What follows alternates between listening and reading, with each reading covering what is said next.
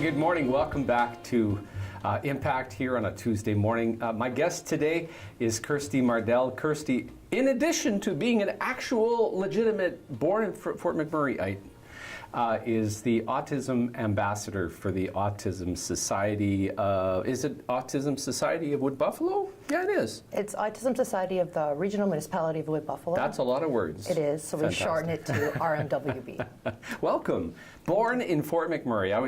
I don't know. We may have had one or two guests on this show that actually were born in Fort McMurray. How did that happen?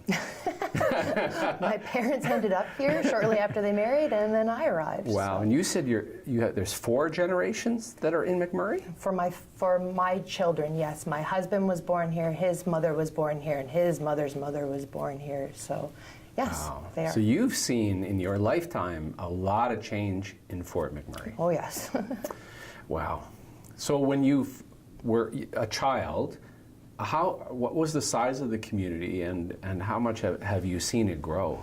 Everybody knew everybody. I remember going to the grocery store and it taking 3 hours because you'd have to talk to everybody that you'd see there because you knew everybody. Sure. And now it's a little different. You kind of don't run into the same people very often. So I know there's lots of people that I graduated with still here in town, and I run into them maybe once a year. Nice. There was one lady that I hadn't run into for about 6 years, and now we keep bumping into each other. So as small as it is, it's still quite large. And you graduated Merck. Correct, yep. Right on.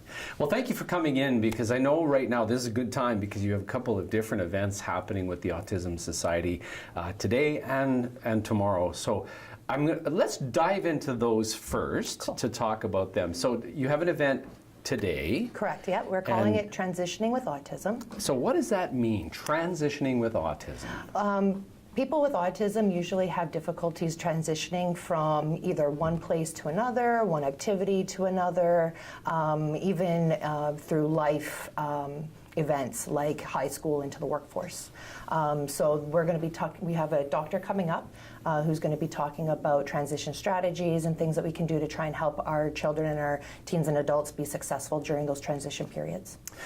Autism spectrum disorder, which is kind of the term, the ASD. I imagine that spectrum is incredibly wide. Is that correct? Oh yes, it's large. It touches basically on every disability. And what they've done through research is they've shown that the same therapies that benefit people with autism also benefit other people with disabilities. So it's only proper really for us to include all disabilities when we do our events, because the same strategies that help our kids help other people too. How did you get involved, and why? So my son was diagnosed 2 weeks after his 2nd birthday with autism. And from there, I basically started doing all kinds of research, because up until that point, I didn't really know what autism was. I didn't even know my son really had it. It was really a fluke that he actually got diagnosed. We were really lucky that he'd actually managed to get in so early. And we were able to start therapies and stuff like that. About 6 months into the diagnosis, I realized I couldn't do this alone, so I reached out to the support group at McMurray. Support group's been around for a long time, and we would meet about once a month at different people's houses and just kind of support each other, tell each other our strengths and our struggles and stuff like that. And then the fire happened, and right before the fire, we were actually engaged by one of the doctors that's coming up, Dr. David Nicholas, was doing a research study through Autism Speaks, trying to find out how to build capacity in rural and remote areas for people with autism. So we engaged in that study, and we held an engagement session here with a bunch of key people in Fort McMurray: school board, doctors, parents, speech pathologists, early intervention. And at the end of this, we all concluded that we needed a center, a hub, a place for people to go once they got a diagnosis, because that was one of the main things that we were lacking in Fort McMurray. And then the fire happened, and we all got dispersed, and we were able to access supports and services we didn't even know existed because they weren't offered in Fort McMurray. So a lot of families did not come back, and it was really heartbreaking, because a lot of the ladies that we would meet in our support group didn't come back because they were able to find better supports in other areas, and they stayed in those areas.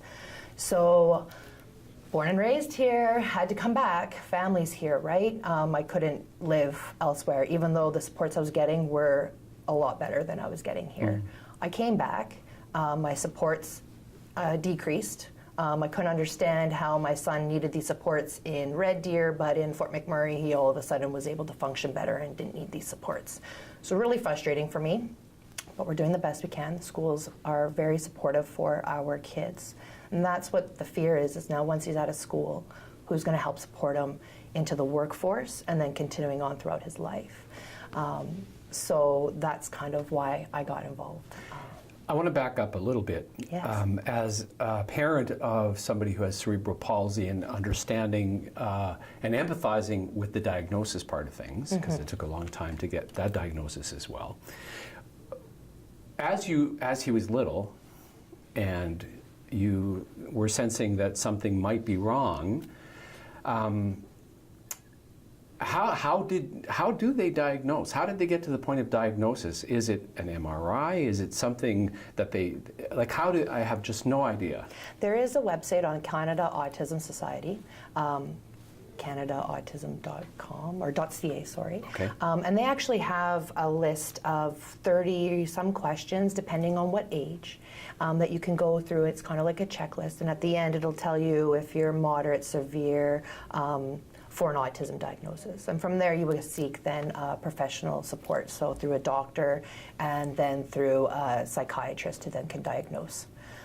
So for us it was actually fluke, because I have an older son who was a bit delayed in his speech. After watching that show, The Doctors, and realizing different milestones and my son wasn't reaching them, I started to contact early intervention and we started to get him involved.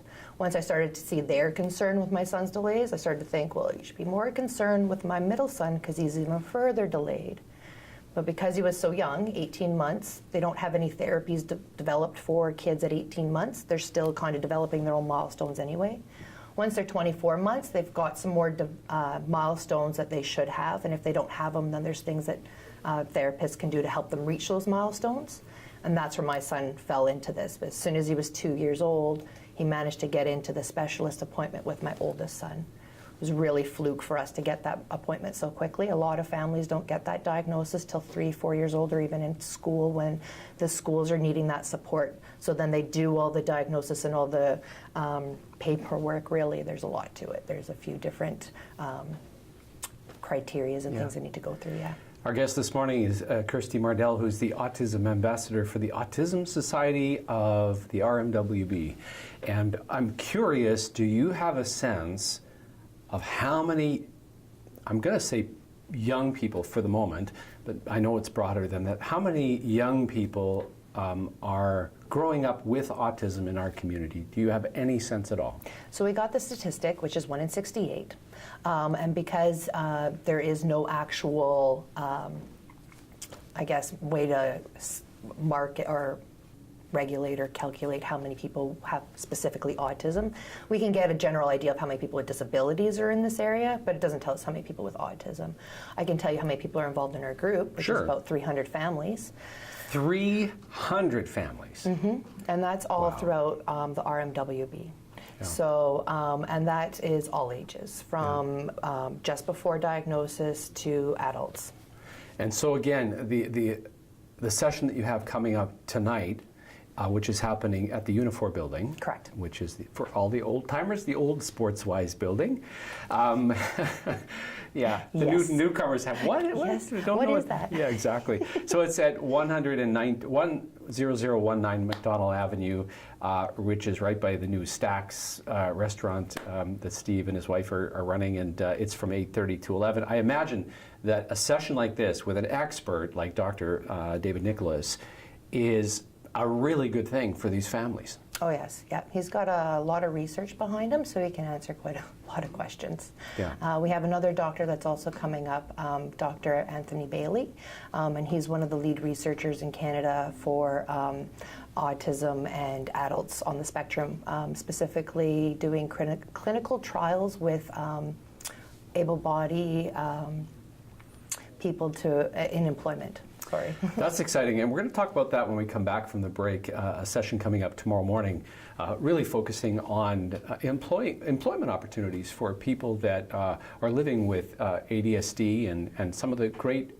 abilities that they have as well. So my guest is Kirsti Mardell, and you're listening to Impact right here on 91.1 The Bridge.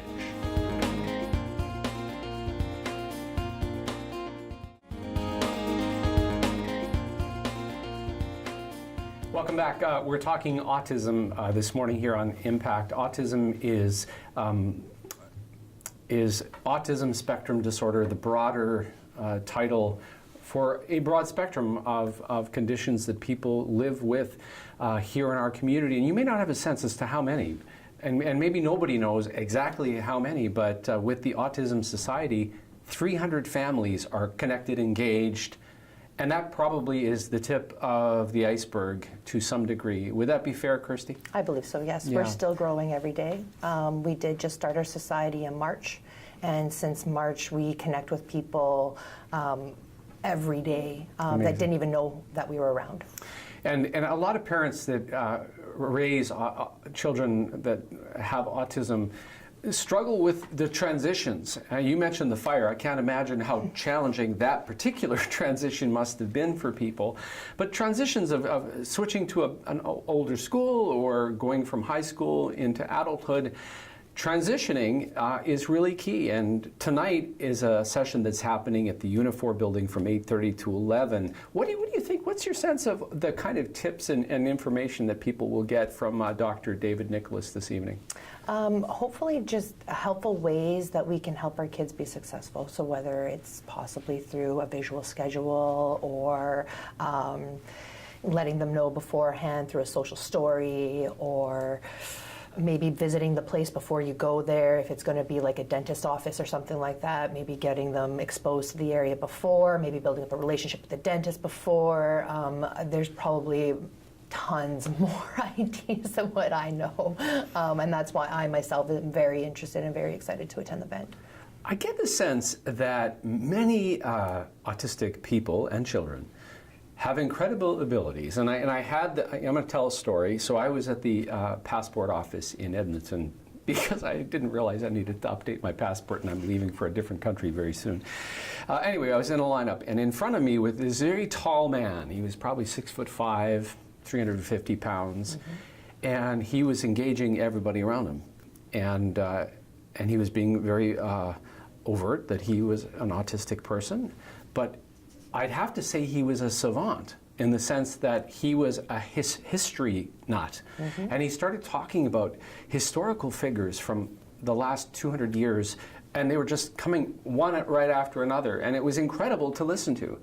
Now, I could easily see somebody being intimidated by an individual like that, but people around were really great. So I would imagine understanding autism is going to be a helpful thing when meeting people in the community who happen to have autism. Is that fair? I agree, yes. Our whole big push is raising the awareness, creating the understanding, so then that helps with the acceptance. So that's kind of what we're going for. And then, of course, letting people know more about what they can do personally to kind of help somebody else be successful is beneficial to everybody, right? So. Yeah, it helps build a community. And, of course, that's the session tomorrow morning, which is talking about employing people with ADSD and other barriers. Talk about that one. So we're having Dr. Anthony Bailey come up and talk about how we can help employ more people with special needs or with barriers. He's been doing lots of clinical research on and studies on this topic specifically, so I'm not too familiar about it, and that's why I'm really excited, because I know my son's going to be an adult longer than he's a child, and he's going to need that support longer in his life than what he's going to need in school right now. So while the schools are really working hard at giving him the skills that and developing his skills, I know he's going to need more understanding and more acceptance once he gets into the adult world. So I'm really hoping that a lot of employers show up to this, because they're going to be the ones that are going to be supporting my son. They're the ones that are going to be hiring him and making him a productive participant in the community, and that's what we want. Maybe a tough question, but in your view, what is the benefit or the attraction of a business to hire people that have ADSD and other barriers? So there's a few research studies out there proving that work is therapeutic. Specifically for people with disabilities, because it gives them that drive, that thing to do that day. People with disabilities are usually more dedicated and more hardworking.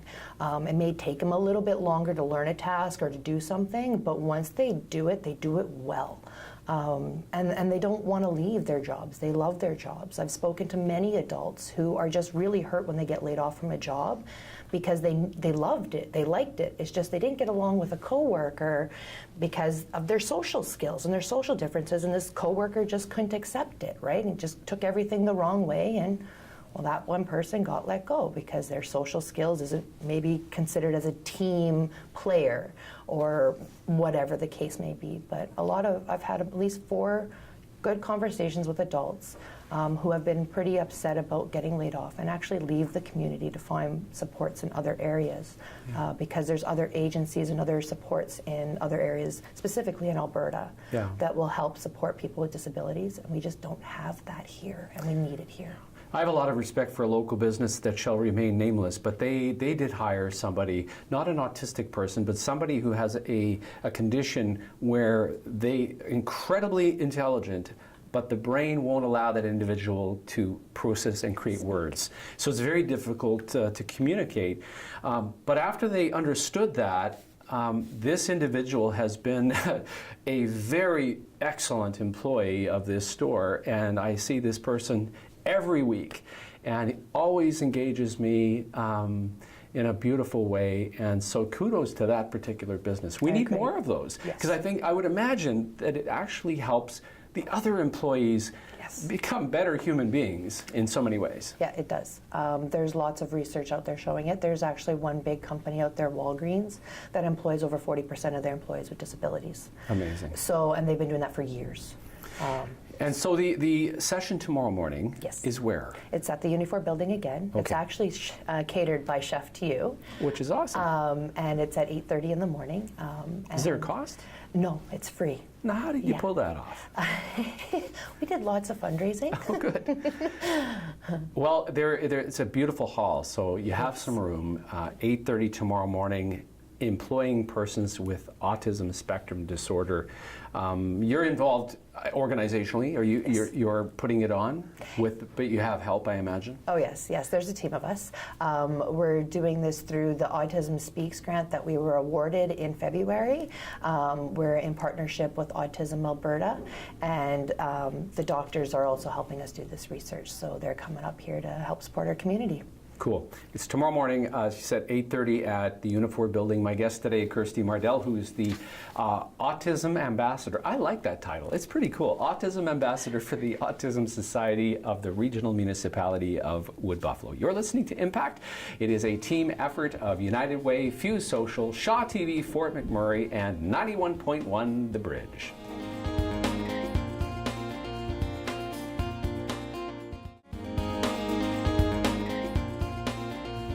Welcome back to the show. Our topic today is autism. It is the autism spectrum disorder that is a part of many people's lives and many families' lives in Fort McMurray. And my guest is Kirsti Mardell, born and raised in Fort McMurray, and she is the Autism Ambassador. Kirsti, I wonder, how important has it been to you personally to be able to talk through what you're going through with other parents that are also going through similar things? How important? Well, for me, it was really important when I met other people going through the same things as me. It's just a different feeling once you can connect with somebody who kind of understands on a different level. So I think it's really important. I don't think anybody should have to be alone when they get a diagnosis or have to do this journey alone, right? There's lots of people who've already been through this. There's a lot of mentors out there who do want to just help and kind of just give their 2 cents on what's worked for them and what hasn't, so that it might benefit somebody else. And we all know what works for one person doesn't work for another. So all of us just keep trying, right? So imagine somebody's listening to this show right now that their child has just been diagnosed with autism. and they're feeling lost and alone, and they don't know who to turn to, who to ask questions of, where do they start? Our Facebook page is very active, so that's where a lot of people have been reaching out to us. We do have a phone number too, so if anybody would like to call or even text, we will accept text messages.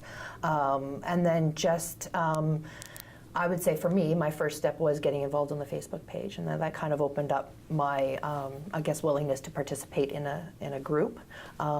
When I first got the diagnosis, I did a lot of self-blame that my kids wouldn't be like this if I was a better mom. And I think a lot of people go through that, and I don't think they should do that. It's really hard on yourself, right? Yeah. So that's why we encourage people to get involved, right? One of the other ladies that is also an Autism Ambassador, Karina, she talks about how she didn't think she needed a support group, how she was well with all of her therapies and with all of her support she was getting from everywhere else, that she didn't need a support group.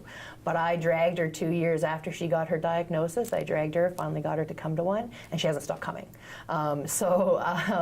It actually, I encourage people to get involved, and even if you don't get on the board, coming to our events, putting your questions up on Facebook if you have anything, or even just reading other people's questions because you might be able to relate to them. It's a really useful source. So that's where we encourage people to go, is to our Facebook page.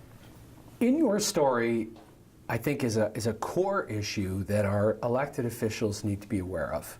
You know, we're going to be having swearing-in ceremony for mayor and council tonight.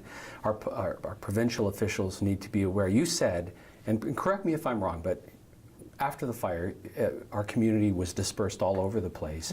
And what parents of autistic children discovered was that there were services and supports in other communities that we just don't have in Fort McMurray.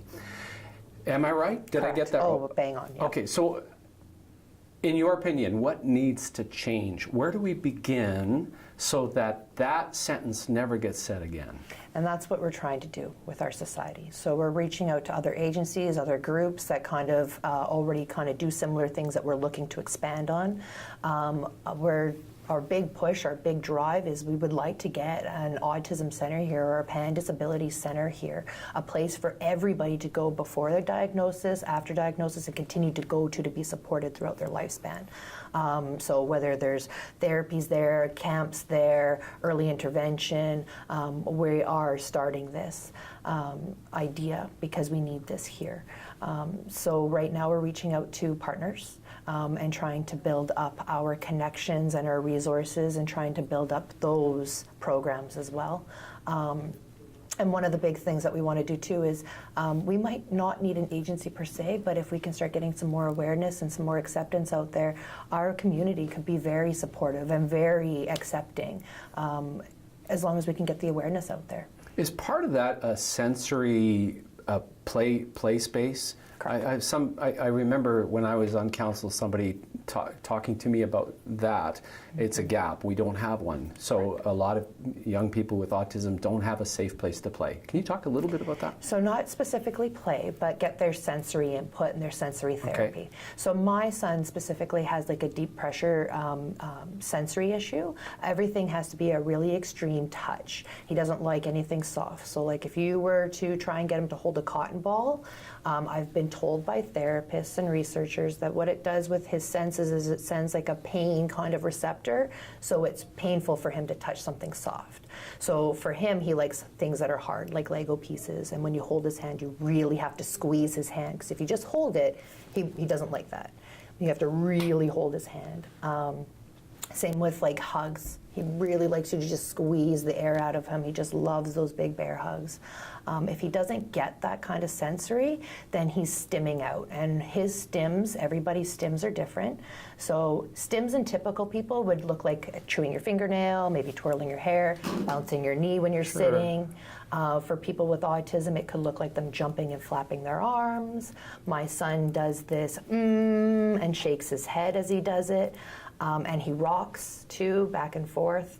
Jumping is a big thing for him too. So those are a couple of his stims. But if he gets his deep pressure, kind of calms his senses, so he doesn't have to do his or jump and flap. This word is the first time I've heard this word, STIM. Is it an acronym? Does it stand for something, or is it actual? I don't know that word. It's a term used for overstimulation. Okay.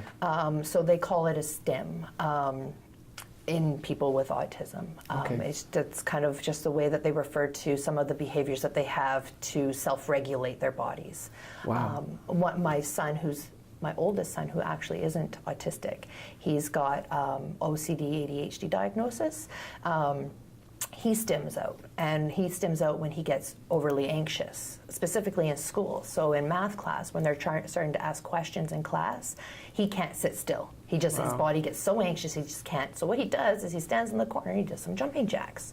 After he does about 10, his body kind of calms down, his energy's out, he's able to sit down and participate in class. So it's just different things, different techniques that certain bodies need. So deep pressure is a big one.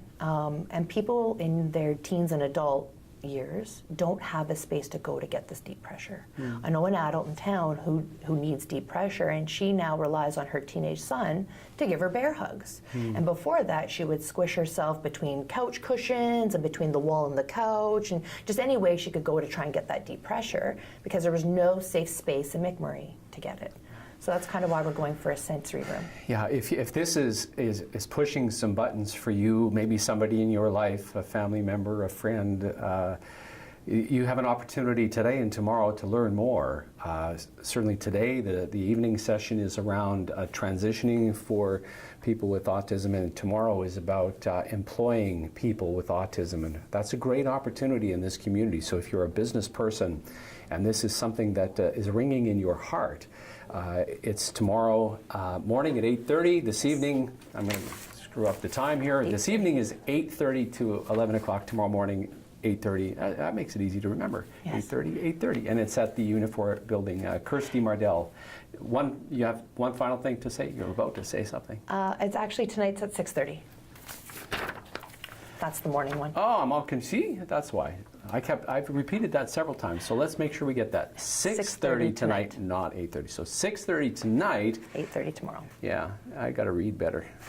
I'll get better. It's all good. Kirsti, thank you for coming in, and thank you you for being a champion for the people with autism, and as a parent and as a volunteer, you're doing a great job. It sounds like we've got a lot of work ahead of us, but at least the journey has begun.